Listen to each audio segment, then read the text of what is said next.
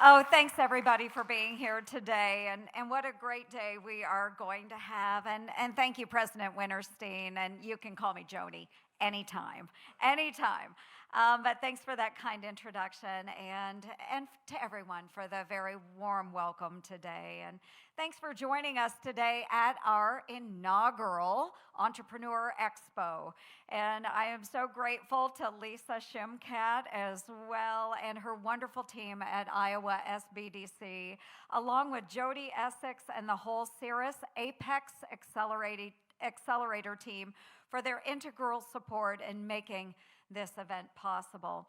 Not to mention all of our federal and state agencies that traveled to be with us here today. The incredible staff at Iowa State University, we want to thank them as well. And of course, all of you, our small businesses.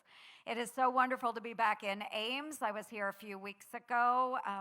We didn't have the outcome that we wanted with the University of Iowa, but it is always good to be here at my alma mater. And of course, this is, as Dr. Winterstein stated, where innovation is happening. So since I began my role as ranking member of the Senate Small Business Committee, it has been my privilege to work with hardworking small business owners like yourselves all across the country who are the backbone of our American economy. And I have to say, though, that our state is unique. In Iowa, 98% agriculture businesses, 96% of scientific and technical service businesses, and 89% of manufacturers in our state are small businesses. I'm so proud that the state that raised me and gave me the opportunity to serve is home to groundbreaking innovators and entrepreneurs.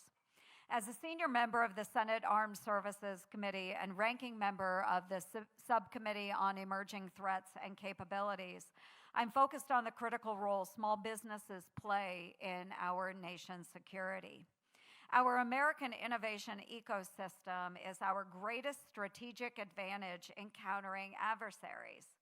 Today, we have the best small businesses producing critical technologies, but far too often they struggle to get their foot in the federal government's door.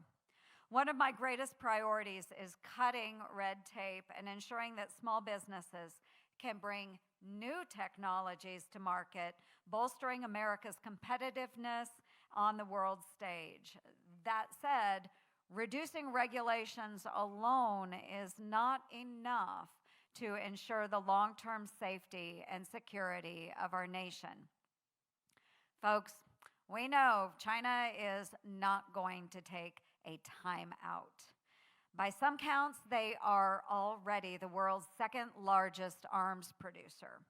With the communist regime's eyes toward Taiwan, following Russia's example in Ukraine, we cannot allow China to become dominant in this technological domain.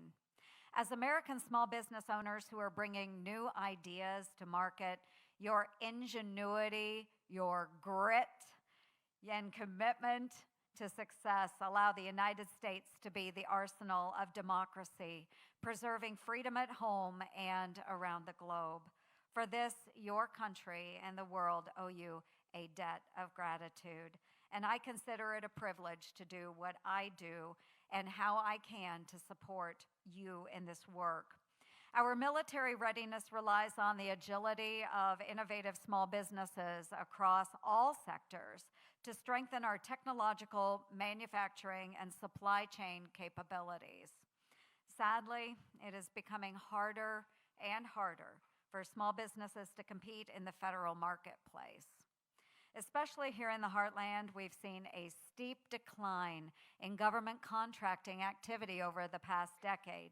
And it begs the question, why not Iowa?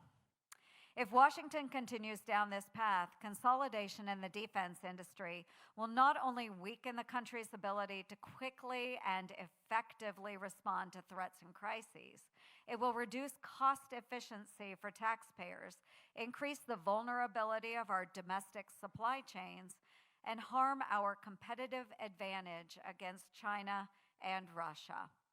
Xi and Putin dream of seeing America's industrial base atrophy while we idly stand by. If we have anything to do with it, we won't let this worst case scenario become reality. Together, we will ensure our bureaucratic contracting system doesn't cede any ground in our readiness. Simply put, our agencies must give America's small businesses a fair shot at defense contracts and government contracts more broadly. My legislative priorities focus first and foremost on reversing harmful consolidation practices and leveraging the immense collective power of small businesses. To do that, we must reduce barriers to entry, particularly for new small businesses, hold agencies accountable to their contracting goals, and level the playing field between large defense contractors and small subcontractors. We also need to continue providing the support necessary to commercialize the technologies of the future. We need to continue providing support to those smaller businesses, and doing so will help us identify the very best technologies and battlefield solutions to maintain our advantages in conflict and preserve our exceptional American way of life. Accordingly, I've been working on legislation to reverse consolidation of the industrial base by helping small businesses procure contracts and accelerate the commercialization of critical technologies. It's been nearly a year since I enacted critical reforms to the Small Business Innovation Research and Small Business Technology Transfer programs, giving small businesses the flexibility to propose a wider range of technological solutions to government agencies' most pressing concerns.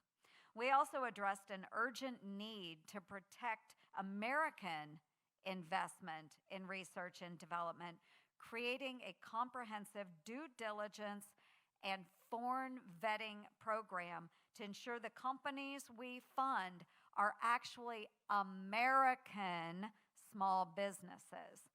Rest assured, I will continue to hold agencies accountable to preventing adversaries from stealing American innovations paid for with your tax dollars.